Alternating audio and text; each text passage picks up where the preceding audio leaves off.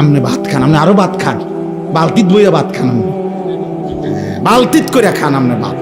রাক্ষস দুনিয়া ভোগ কর বেটা, যা বেটা ভোগ কর, সুদ কর দুনিয়া, যে নে বেটা, হারাম কর, দে নে দুনিয়া নে, যা পুরাটা দিলাম তোরে বেটা। জেনা কর, ব্যভিচারী, চরিত্রহীন ছেলে, যা বেটা ল্যাংটা হইয়া নাচ তুই বেটা দুনিয়া বেটা। কয়দিন বেটা? 60 বছর, 70 বছর, এরপরে মরবি না বেটা? তোর বাপ মরে নাই, তোর দাদা মরে নাই, তোর বংশের কেউ মরে নাই না ফরমান? ওরা বাঁচতে চায় নাই, থাকতে পারছে কেউ? তো তুমি যে মাতবুরি দেখাইতেছো কিতা? হ্যাঁ, বিষয়টা কি? এক এক ছেলের গাদ্দারি দেখলে, অসভ্যতা দেখলে আল্লাহকে কিছুই মনে করে না। এত নিকৃষ্ট বাচ্চা, ছি ছি ছি ছি, এত বড় বেয়াদব।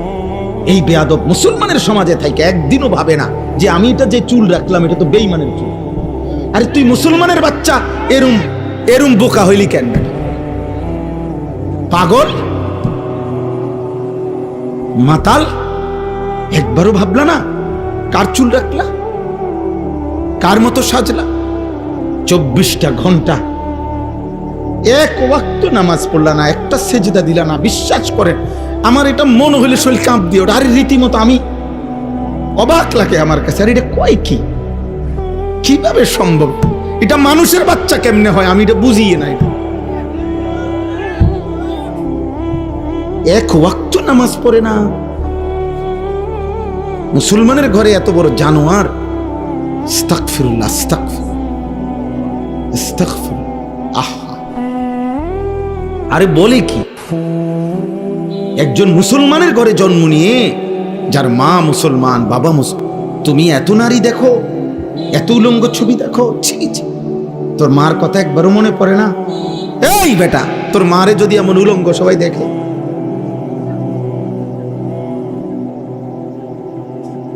তোর মারে যদি দেখে মানুষ নর্তকীর মতো নাচে, তোর বোনকে যদি দেখে কেউ, একবারও মনে পড়ে না? যাকে দেখো সে তো কারো মা, সেও তো কারো বোন, সেও তো কারো ফুফি, সেও তো কারো খালা, সেও তো কারো কন্যা। বলেন,